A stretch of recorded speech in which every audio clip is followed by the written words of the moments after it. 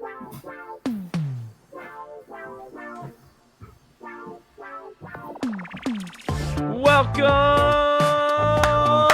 all you business geeks, to the Business Geeks podcast. It's an entrepreneurial show where three friends geek out loud and proud on everybody's business. I'm Super Joe Pardo of superjoepardo.com and indiepodcasters.com.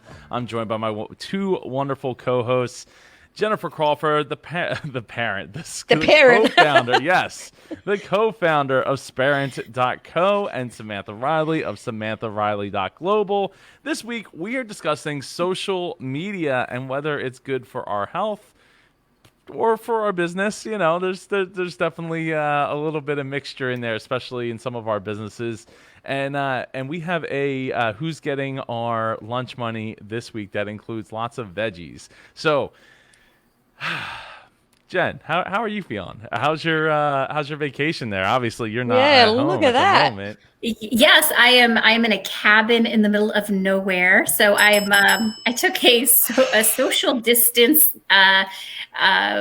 vacation, I guess. I mean, I've been like inside, like a lot of us, for like the past 6 months, and we finally decided, we need to just get outside and do some hiking, get some fresh mountain air. So I'm in the mountains of Virginia. So if I'm a little more airheaded than normal, it's because of the elevation. It's different here. It's different. The air is so pure. The water comes from springs. There are wild ponies frolicking around. I mean, they're real wild ponies. It is a different world. But hey Sharon, we have been hiking and, climbing rocks and just enjoying ourselves. So it's been a great escape. Although I almost forgot that I was part of a podcast. almost. Okay. But that's okay. We reminded you that you were. Yes. Thanks, Sam. And that you have a great team around you helping you get this podcast going. So yes, it's all good. I'm glad you're enjoying grateful. Your vacation. Thank you. And it's great that you have internet. Really seems seemingly stable internet. I'm so surprised. I barely have internet. If I just disappear, you know why? Because it's very shaky. very shaky Wi-Fi I'm on right now. I think it's awesome. How's things in the future right now? Things still the things in the future. They're going well. It's a beautiful Tuesday here in Australia. I see you guys are able to like go out and like be amongst each other at this point, right? Like it seems like all the states of Australia we can get out except for Victoria. They're in stage 4 lockdown, but the rest of us we're out and about. I know they're doing it tough, really tough. Yeah. I mean, the only reason America's not doing it tough is because we're just kind of ignoring it, like looking the other way. Okay, like it's not a big problem. Yeah, it kind of is, right? Yeah, I would say for somebody, for certain people it is. I have at least 2 family members that have had it recently. So, oh wow, it's a thing. Yeah, it's a thing. It's a very real thing. So, anyway, so social media and the health, like the health it has on our effects. No, the effects it has on our health. On our mental health. I think on our mental health rather than our physical health, where we, if you spend too much on social media. Hold on. Okay. See, we're holding. My neck is going to hurt, and my thumbs are going to start twitching because I'm just constantly going at it on the social medias. So it can be physical. I'm just saying. Totally. Yeah. I just didn't know we were covering that today. I think to cover both physical and mental is beyond our capabilities. So we're gonna concentrate on social media and mental health. So Sam was kind enough to find some great videos on the topic, and we realized right away that it's such a great subject because I always say that I feel like I'm living 2 lives. And I think we all are. We're living like our real lives, with our friends, family, in-person lives. And then we're living this life online, right? Where we have more control over how we present ourselves, whether that be, filters, that sort of thing. the lady, what is her name? She's a social media expert, Bailey Parnell, who's in this TEDx video. She calls it the highlight reels, right? Which we're all just seeing sort of the best of each other, how we've decided to frame our lives. And I think that leads to a lot of what I call compare and despair, right? We're constantly seeing other people's successes and vacations. Like here I am, like from my little cabin in the middle of nowhere. I mean, that could cause somebody some anxiety because they're like, well, why am I not in a cabin in the middle of nowhere? She uses that as like sort of an example. Like we're looking at other people and the cars they purchase and the houses they live in and, you know, the accomplishments of their children and the accomplishments in their business. And it's hard not to turn that around and compare it to our lack of vacations and our lack of accomplishments. So it's, you know, I completely understand why it could lead to some mental health issues. Yeah.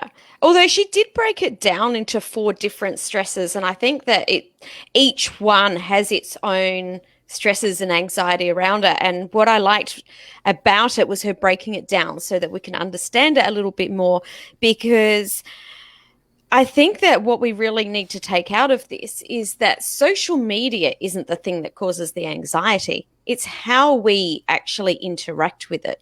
You know, it's like saying that cars kill people. Well, only if someone gets into it drunk or speeds or, you know, drives badly. And social media is the same. It's how do we interact with it and how do we take responsibility for the way that we're using it? Yeah, Sharon shares that for me, it's not so much the highlight reel, but the time and energy it zaps out of you, and it can fly by really fast while you're playing. You know, especially like you wake up in the morning and like I don't know about you, but like I check my emails real quick, like you know, mostly deleting emails that I just want to see but don't need. And jump on social media, see like the first 3 or 4 things, and then if I'm not careful, I'll just keep scrolling and scrolling and scrolling and scrolling, and then next thing you know, I'm seeing posts from 3 days ago.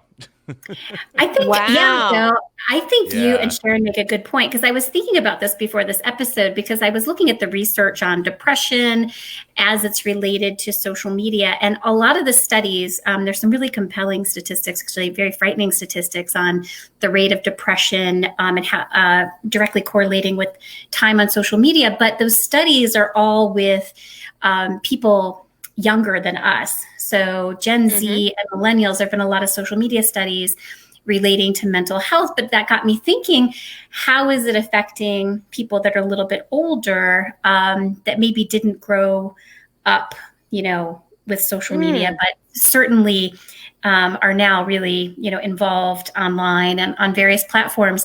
And I was thinking of the time suck issue, like how it's so easy just to realize you've wasted hours and hours of time, and how that becomes sort of a negative cycle in itself, right? Or that we feel like we're doing something because we made a social media post and got some likes. Like we feel like we accomplished something in our business or our lives, but we didn't really accomplish that much.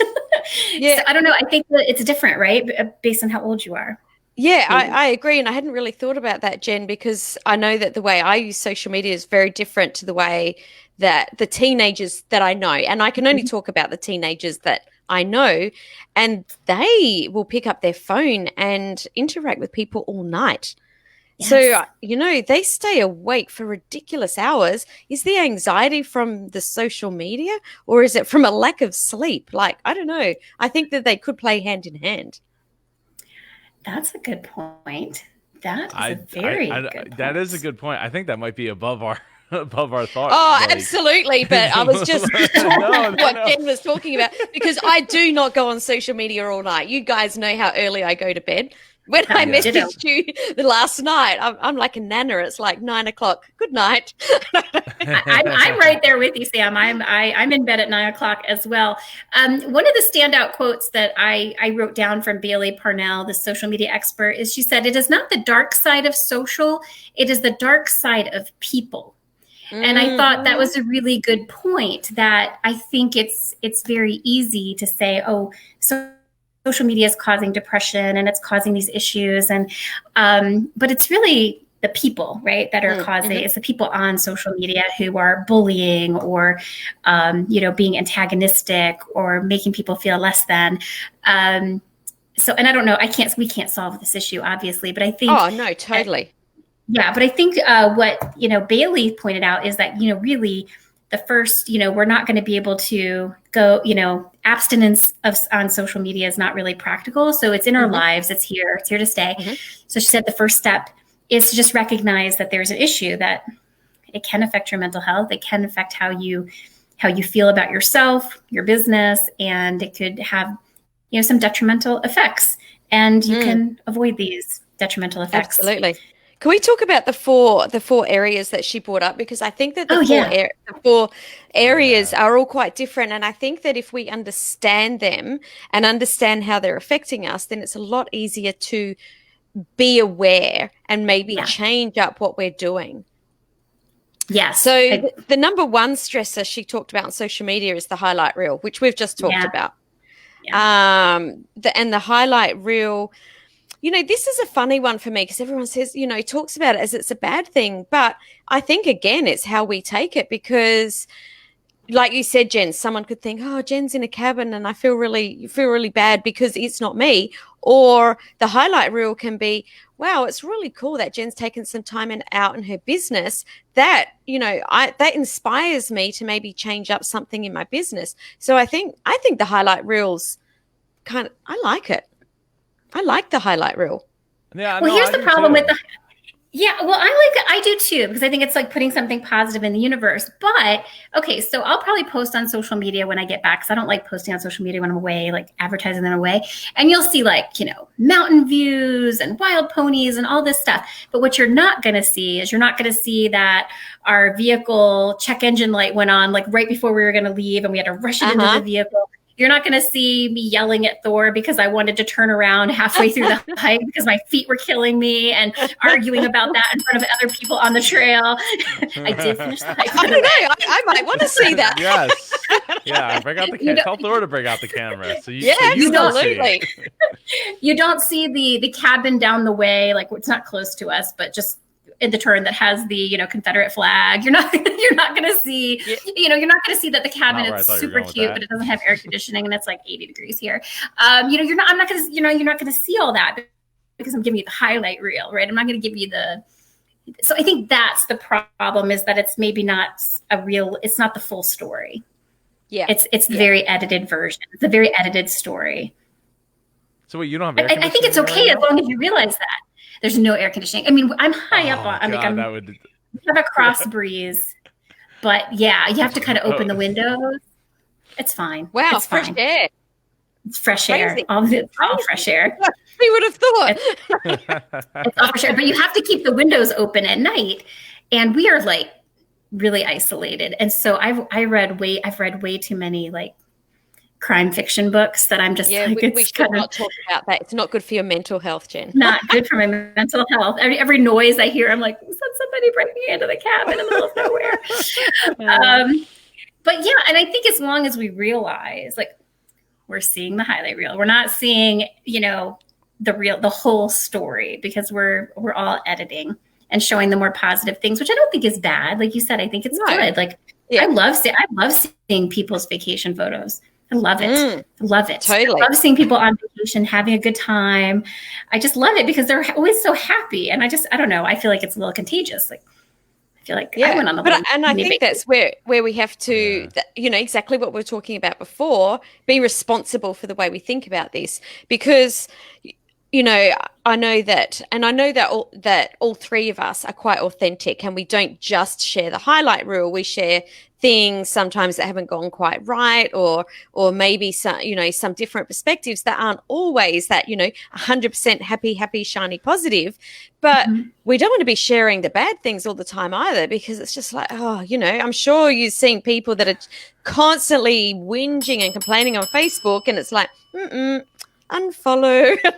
I don't want to see that either. Yeah. So, I think it's just about being authentic and always, I don't know, being authentic. And I was going to say put a positive spin, but then that's wrong as well, because that's just my personality and that's authentic to me, not necessarily for other people. Yeah. Well, I think there's a sense of inspiration that comes with that, right? Like I remember, sharing all the pictures of me going out running, right, every single day and all that, and having people reach out to me and be like, "Hey, you're inspiring me to go out and go running, or go see other parks and things like that." And so I think it is up to the personal responsibility. I think that even when they are lowlights, they are still it's still a highlight. If that's what you're choosing to Yep. share, like literally, Uh-huh. Facebook could be called the highlight reel. And that's there you go. There's a new social media platform that you could start up.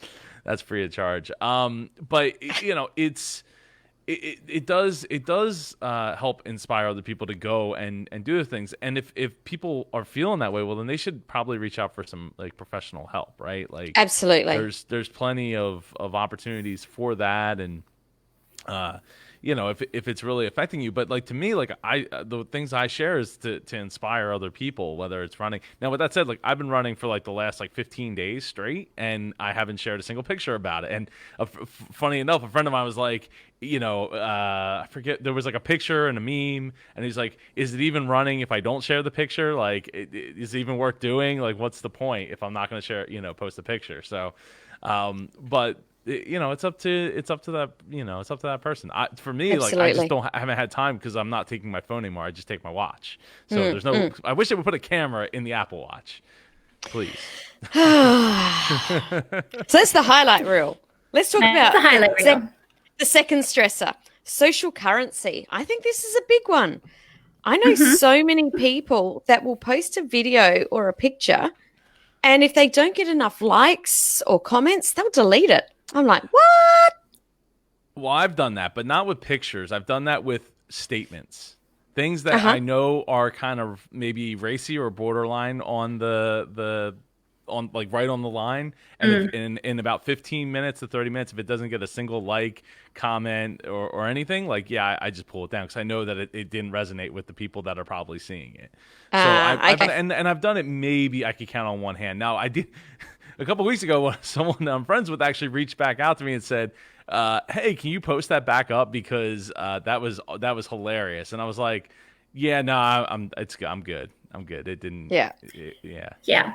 Well, this lady, this Bailey Parnell, she makes the point that we're the product. And when we put something out there and we don't get the social currency, the likes, the comments, the shares that we want, then we take our own selves off the shelf when we delete our posts. And I thought, I'm like you, Joe. I've taken stuff down before. It doesn't happen often, but I've taken stuff down because I kind of know what sort of reaction to expect, and if I don't get that reaction, I'm like, something's wrong. Either this is just like crap content, or maybe I thought it was, more impactful than it really was.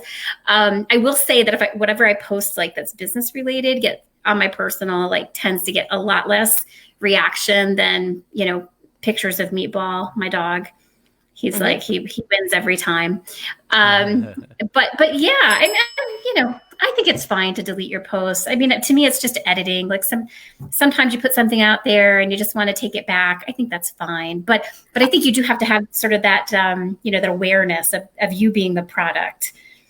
Yeah, absolutely. And I have taken posts down too. And it's usually because in my brain, I've meant one thing and it maybe hasn't come out quite right. And someone else thinks it's something. Oh, I'm a shocker for that. And then I go, oh, that's not what I meant. Delete. Because it's open to so much, other people seeing it in different ways. So I have done that, but I haven't deleted something just because it's only had a couple of likes, because, exactly like the person in this video was saying, we're allowing someone else to attribute value to us. And that's very disempowering. That is not an empowering place to be. No, that is not. Didn't they turn off likes or something or you can't see your like counts in Australia for Instagram? Yeah, you can't see the like count. I think you can click in. You can click in and sort of count yourself and see, but no, they have not turned it back on. You know what I think is empowering, and I will give myself credit. I am very good at this. Is that I absolutely do not feel the need to engage with everyone that comments on something that I post. Okay. So for For instance, I don't know, like maybe last month or 2 months ago, I posted a video it was a science video. It took place in a lab where they tested the efficacy of masks and whether or not they prevented transmission. It was a very scientific study, and it proved that they did. And I was like, yeah, the only thing I'm spreading is science. And I shared the video. And I had, a positive response, and, a couple people, that I know, might have a different political affiliation than I do, which I have zero tolerance of that. Not because they have a different political view, but because I don't think the virus should be politicized. But so I got some comments, kind of like, contrary to what I posted, and I didn't feel a need to comment back. I didn't feel a need to reply. I didn't feel, and to me, I felt like that's very not just empowering, but I just think probably a mature approach where I don't feel like I don't have to answer you just because you asked me a question or because you contradicted what I post. I don't have to. You don't have to reply. In fact, I can delete your comment if I want to. I don't engage. I don't have time to get in arguments I do not get in arguments on social media. You want to argue with me? You got to come. You got to go head to head with me on Zoom. I'll argue with you, but I'm not going to do it on social media. I don't know. How do you guys feel about that? If people comment on your post, do you feel inclined to reply? I think it depends on in the instance that you're talking about, probably not. But generally, I do reply to everyone on my posts, or at least acknowledge that they've interacted with me. I very much like to treat social media like I am in real person. And I think that that's really important. However, if someone really has a go, and it happened, I posted something earlier this year, and it was to do with global warming and the bushfires we're having in Australia. And the post went off, and it got really angry, and people were not only taking it from the comments, but into my message inbox and abusing me. At that point, no, that's not okay. I'm an adult. I'm happy to have a debate. I'm happy to be open to hearing what you've got to say. I'm happy to learn. But on the other side of that, I'm also okay to make up my own mind. I think that it's the way that we interact. So I'm not into bullying at all. And if someone has put a comment like that, I will not engage further. No, you do not have to engage. Oh, I guess the point is you don't have to engage. You can make your own rules on engagement, and whatever it is, whatever rules that give you peace of mind and don't get you down. Like, I see a lot of friends on social media going head to head with people, comment. And they're debating, they're arguing, they have, diabolically opposing views. And I'm even just getting sucked in reading it. And I'm like, this is a waste of my time. But I'm like, they actually had to type all of that. And think of all the time they're wasting, and they're never going to change each other's mind. It's really hard to have a human conversation through, Facebook or social media comments, right? Because it's just a two-dimensional conversation. It's so easy to misread the tone or the intention. So it leads to even more misunderstanding. Yeah, there's no body language. So here you are, you're already starting at a difference of opinion. And now you are just engaged in a form of communication that opens up a door for many more layers of misunderstanding. So that's another reason I don't engage in anything that's, controversial, or if somebody disagrees with me, I'm not going to engage in those comments because it's just, it's too vulnerable to just blowing up into something that's not productive for anybody. Totally. My go-to is this, just that's what I post, because people are just, I don't know. It is fucking, a lot of times I go straight to the comments. I have been known to do that before. Especially ads, right? Like Facebook ads for like different companies and stuff. Like when the reaction is not positive, and you just Facebook ads bring out the not nice people, and their profile picture is usually an animal. It's not normally a person. It's not a person. No, it's not a person. It's some picture of something, some piece of art or some piece of drawing or an animal or something. Yeah, we don't get caught with that. Yeah. No. So why don't we hit over to number 3 here? Number 3 is FOMO. Now, she talked about a stat, and when I say she, is it Darnell, Jen? I didn't write down her name. It's Bailey Parnell. Bailey Parnell. Oh my goodness. And you reckon you're the one that's got an airhead today. Holy moly. And then I wrote it down. That's the reason. I'm so sorry, Bailey. She said there's a stat saying 7 out of 10 students would get rid of their social accounts if it were not for fear of being left out of the loop. And I think that is so sad. I remember watching a documentary or something talking about this, and like there's a thing. It's literally a thing to take a picture, a group photo of people, and then tag everyone but one person in that group. Really? Yeah, that's a thing. And I think it was like a YouTube video I was watching or something on like a Vox thing or something like that. And yeah, that's a thing. That's how like deep people want to cut other people. Like they're just like, we're gonna take this big group photo, everyone's happy, and then like we're gonna tag every person except that person that we don't like. Oh my goodness. I mean, this is I'm teenagers, speechless. right? That is awful. Mostly no wonder teenage there's so many girls, people with it seems, anxiety and but- depression. Oh my gosh. That I feel is I feel so fortunate. I have my nieces who are teenagers. Well, one's in college, one's about to graduate. But they're like so sweet. Like none of this, I didn't hear about any of this with them, or they didn't participate. And, so that's my whole experience is 2 teenagers. Right. But I'm so glad that neither of them seem to have gone through that. And they're on social media. And I always felt like they conducted themselves beautifully on social media. So I'm so proud of them for that. But Mean Girls, there have been Mean Girls, forever, right? Like there were Mean Girls when I was in high school. I'm sure there were Mean Girls when you guys were in high school. They just have a broader platform to be mean. Yeah. Now. Yeah. So, so I think it's more important than ever that, parents really, they really have to play a role in this, right? And like knowing what your kids are doing, how they're participating on social media. Obviously, it's hard for parents to be in all places at once. There's so many ways that kids can get on the internet and participate in a negative way on social media.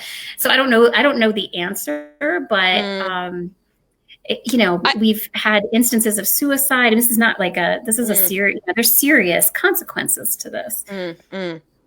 I think that this FOMO plays out a bit different. Obviously we're talking about business owners, and I see this playing out with people posting. And I'm actually, this is a bit of a funny topic, and I don't want to open it up too much, but people that are constantly posting how much they earn. That's how I see this playing out in business owners. And I'm seeing it so much at the moment. People say, I've earned this much this week, or, I made this much off one client, or, I've just done $1 million in 4 months. And it's just constant, all of the numbers, all of the time. Well, I agree. And I have been keeping this in my mind lately after seeing this meme, but we all have to remember that revenue is vanity, right? Like maybe you did make that much, but how much did you spend on Facebook ads? Like what was your profit? Like what did you actually walk away with? So I get it. I don't like that whole let's put this number out there to make us look successful. And then, maybe there's that other person that's like, oh my God, like I struggled to make, $3,000 this month. Yeah, that's a good example of FOMO, Sam. Yeah. You've got something brewing there, Joe. Why don't you share with us what's brewing? Yeah. I think the opposite, right? Well, two things, right? So you're, we talked about it. It's the highlight reels, right? So if you're, if the only thing you're posting is about how successful like business is going and things like that, then that's probably going to turn a lot of people off. But I don't know. But there's just some people that's what their whole thing is about, right? Like they're gearing their whole thing, and it's a form of not really necessarily gloating, but like, hey, I could do this for you, and that's the whole coaching world thing that we kind of went down the rabbit hole of a couple weeks ago. So if you didn't listen to the Entrepreneur episode, you should totally go and do that. I don't know. I'm a little less. angry about that, or not angry, but just like side eye about it, just because I feel like there's a sense of probably doing it for making them feel better, hopefully using it to encourage other people, inspiring other people to like, oh man, like I need to go and do it. And if that Jamoke could do it, why can't I do it, right? Yeah, And then the other sense of like diving deeper into the fear of missing out part. Look, I wish I could kind of step away from Facebook. Like there was times when I was younger, probably about 8 years ago or so, that I removed the Facebook app from my phone. Like anytime I wasn't on, like, it's funny, I would take it off when I wasn't on vacation, but I would put it on when I was on vacation so I wouldn't have to bring my laptop. Now remember, like you're talking like 2010, 11, 12. So it's a bit of a different world then. But I would put it on there so that I could share what was going on while we were away. But when I wasn't there, or I would take it off so I'm not sitting there like endlessly scrolling and like, oh, I'm at a stoplight. Let me just pull my phone out and see what's going on, like things like that. So. Yeah, well, it's one of the reasons why when I go running now, I don't take my phone, because I'm like too itching to just pull out my phone. Like, okay, I'm not running at the moment. Let me pull my phone out, and now I find myself walking slower. Joe's looking for that dopamine hit. Right? Yeah. Yeah. So and it's convenient to have the watch, 'cause at least the watch is giving me any notifications of like messages coming through, and communications, but not like all the other stuff. Like I don't have. What about you? I turned off notifications, so no social media gives me notifications on my phone. Yeah, I don't have any notifications, I don't have at all. notifications. Yeah. Too distracting. I've got too much. I got shit to do. Yeah. But let me just say about that money thing, Joe, I agree with you. And I do talk about it occasionally in a way to help other people know that this is a possibility for you. I'm talking about the people, and I found this person yesterday where every single post was about how much she earned, not her clients, not how much she was helping people, but I'm so amazing, I earned this much. And it just left such a sour taste in my mouth. Every single post. Somebody's going to say, "Oh, well, I want to be." It's going to attract the people that give her money so she can keep posting that. Hello. Let's not go down that rabbit hole. Yeah, I think there's a risk of like just making it seem like it's so easy. Just by I made $25,000 this month. I mean, just by saying it like that is just, I think it automatically just seems like, oh, it's like she snapped her fingers and made that money. And I think that's another, dangerous rabbit hole to go down. But yeah. Absolutely. Darn FOMO. Totally. So that was number 3. And the 4th one is online harassment. And 40% of adults have experienced online harassment. I would actually suggest that it's probably more than 40% now. And she's saying 73% have witnessed it. And I would say that is definitely higher too. Oh, yeah. Yeah, I bet you're right. Yeah. But who's experienced online harassment? I have.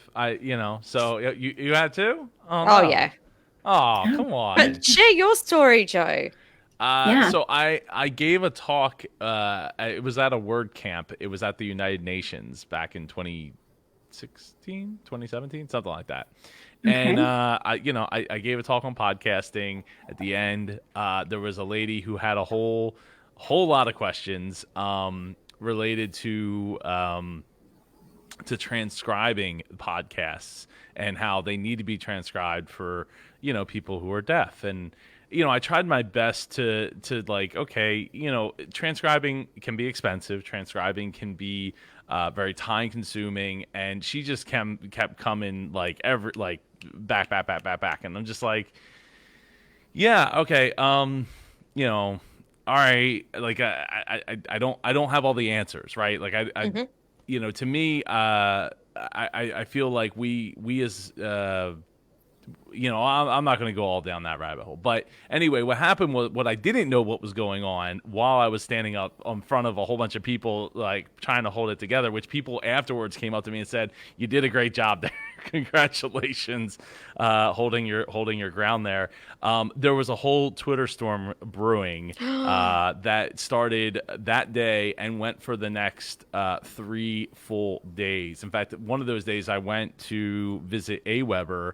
Tom Tate was working there at the time as one of the marketing people, and it was, I didn't even want to like go online at all, like, because it was just an endless supply of people, because I was being told that I hate deaf people and all this ridiculous like nonsense. And so all this, and then it turned out, like, 'cause well, I won't go there either, but it turned out after the fact that the reason that she was so hard on it is because she owned a transcription company. And I mean, she was deaf as well, but she owned a transcription company. So it like 3 days of really feeling terrible about myself and like not being able to look at my phone, because at the time I think I did have Twitter notifications for replies or ats, just so if somebody interacts, I see that. But yeah, it was not good. I could see why, tough. Like, and if it didn't stop, like it was very difficult. And I do not envy anybody that's in that position. No,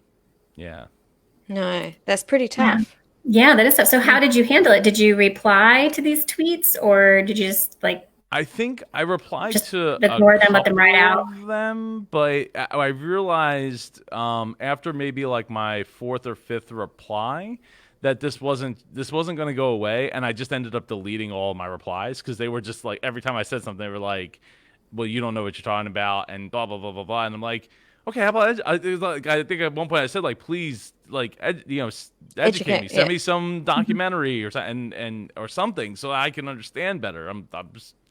I apologize that I'm not well versed in something that I have not come in much contact with in my life. So yeah, that's also. So I deleted that those replies, and then just left. Ended up blocking those people. But like I said, even the people I blocked, there was more people just standing right behind them, because it's Twitter, right? It's anonymous, and I think that's kind of like the difference. Right, between like a Facebook, which can still be anonymous if people really want to live their life like that, but versus Twitter, like, I have 20 Twitter accounts. I'll just pull up another one and start going at you there. The keyboard warriors. They can be nasty. They can be nasty. It's a good point, Joe. I bet if you had all of those people, on a Zoom, like face to face, the discussion would probably have been more productive, probably not as, volatile. I think it's that anonymity brings out the worst in people sometimes. Yeah. I mean, they're just it's like the thing is, like, they try to vilify you in a way that's like, 3 days ago I didn't know anything about this, and this did not even register as a thing in my mind, other than like, hey, like, the way I saw it back then was like, we should lean into like Google, we should lean into Facebook to get better transcription, auto transcription, like, make that better. And of course her answer was, no, no, we shouldn't do that. You should pay for transcription. But of course at the time I didn't know she had a transcription service that she was trying to sell. And I'm like, what planet does arguing with somebody on stage make sense? I don't.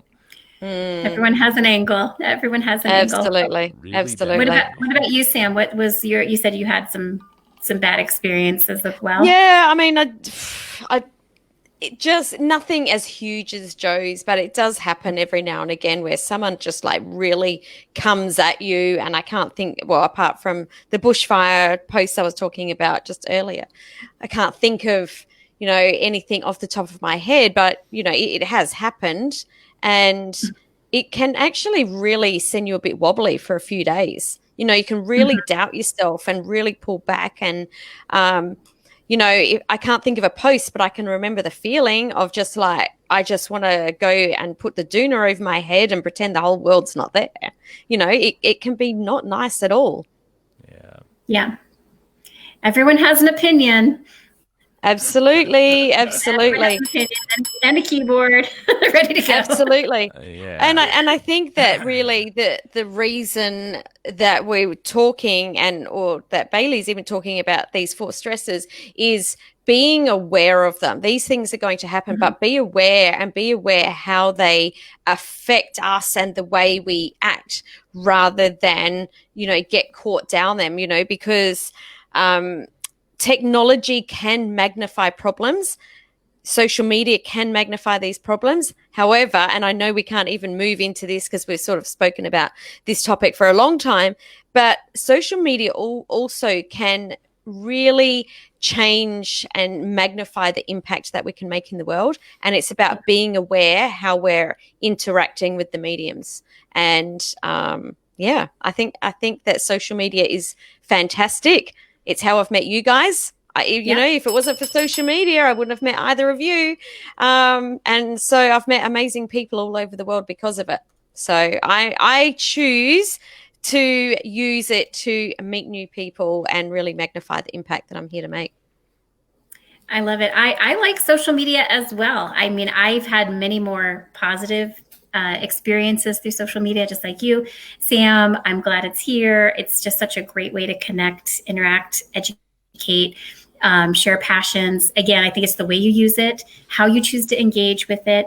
And if you realize the amount of control that you have over your own social media, everything from like who you follow, who you allow to follow you, what you choose in your news feed, what you interact with. I mean, you're actually training these social media platforms. So if you interact with, content that stresses you out, you're going to see more of that type of content. So train the social media platform to bring you more kitten videos. So absolutely, yeah, and you don't have to you don't have to engage with everyone. Just because they disagree with you doesn't mean you have to engage. I think there's we all want engagement, but keep it positive. Keep it positive, because if you go down that negative rabbit hole, you just end up feeling icky, and you're probably arguing with somebody that just you would never choose to be friends with in real life. Exactly, and who doesn't actually care? So yeah, totally.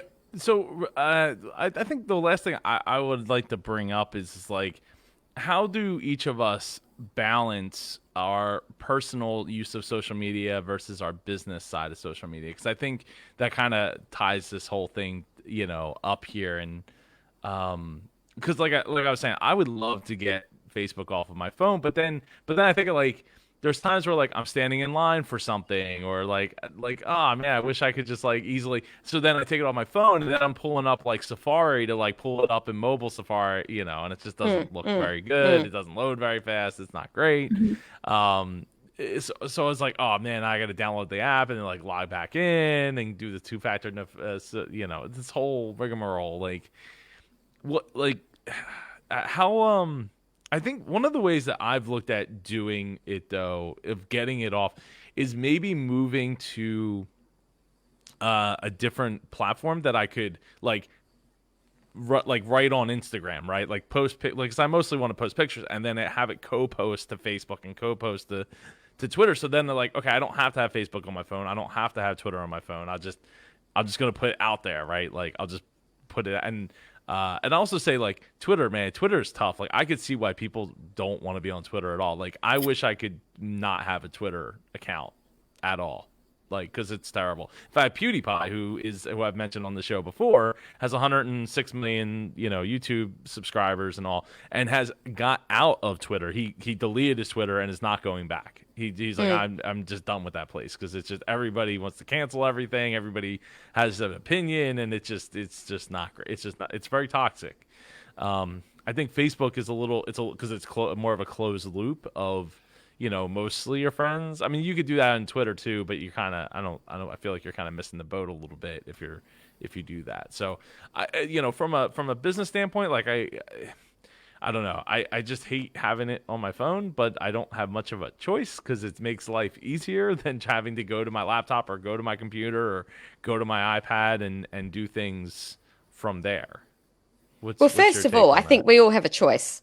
We can do whatever we like. That's right. We Oh, do. yeah. We do. We do. I'm going to stand have by a that choice. one. I won't back down from that one. You can delete Twitter as soon as we get off this podcast, Joe, and Exactly. the world Exactly. will still rotate on its axis, and the sun will Uh-huh. still rise in the morning. Yep. Absolutely. Absolutely.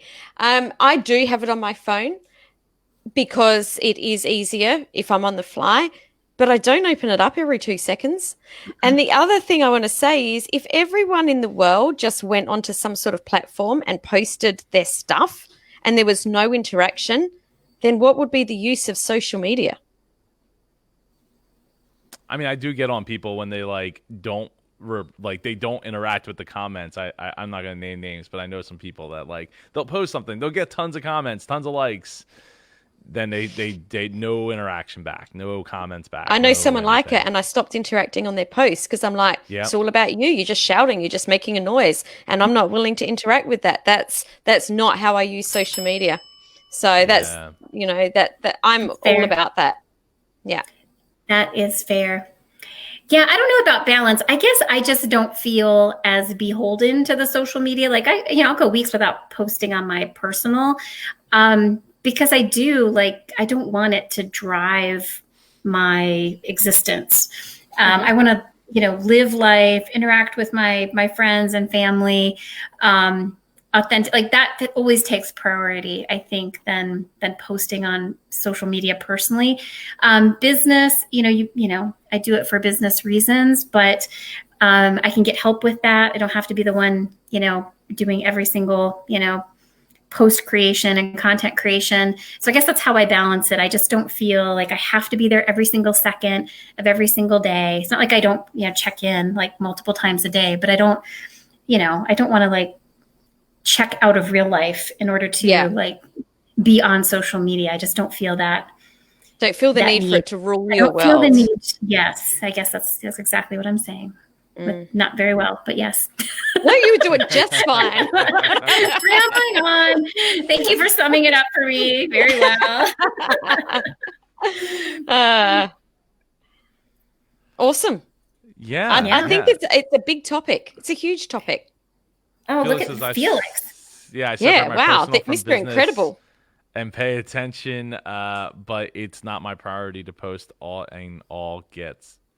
to post and all gets posted. Yeah. Did I read that right? I felt I like don't know. did. I'm not quite. Okay. Well, I'm not alone. Thank you. not quite get that. Yeah. No. There's. I mean, there's a lot to it, and I think being.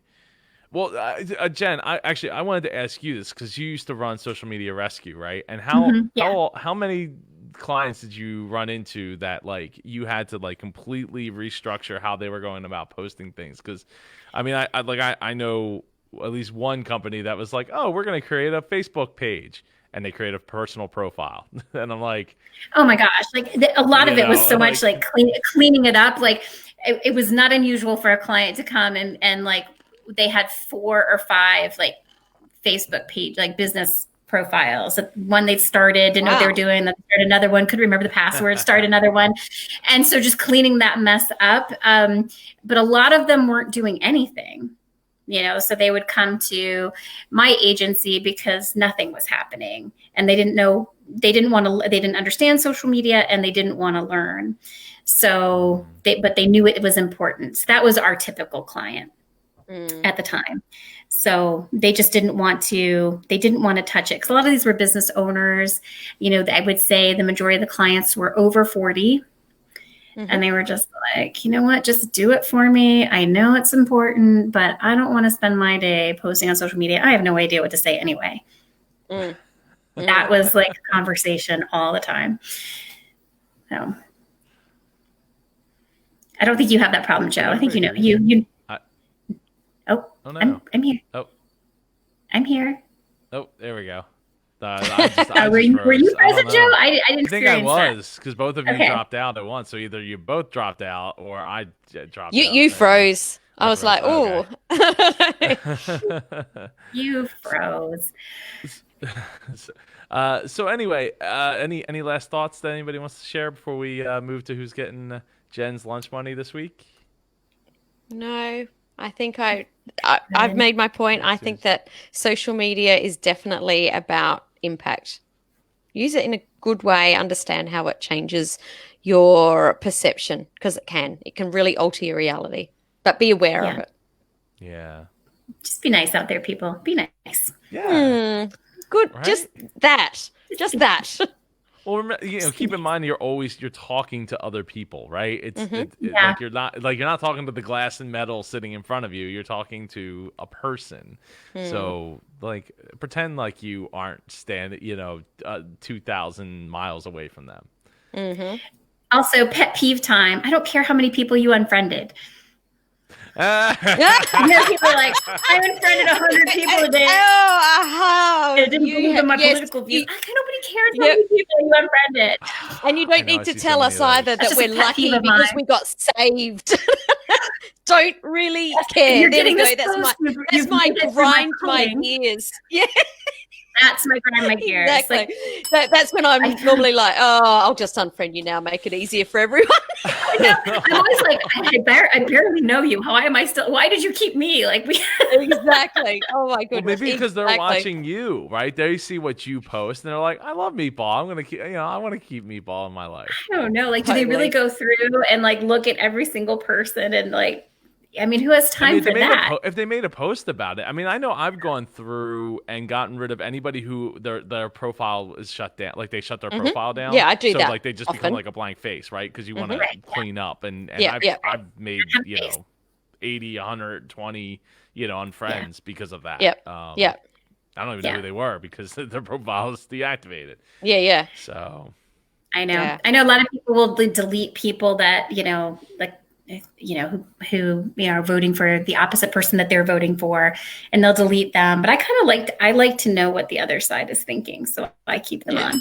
Exactly.